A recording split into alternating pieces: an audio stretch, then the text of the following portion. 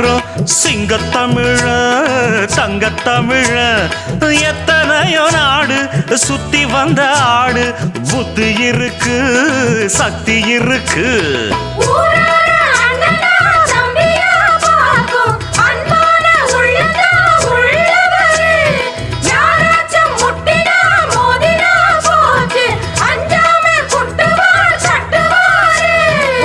கொழுப்படுத்தா அடுத்தவன் வரக்கெழுப்புழுத்தா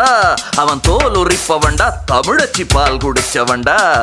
விஷயங்கள் பல அறிஞ்சவன்னா விவரங்கள் பல புரிஞ்சவன்னா சண்டை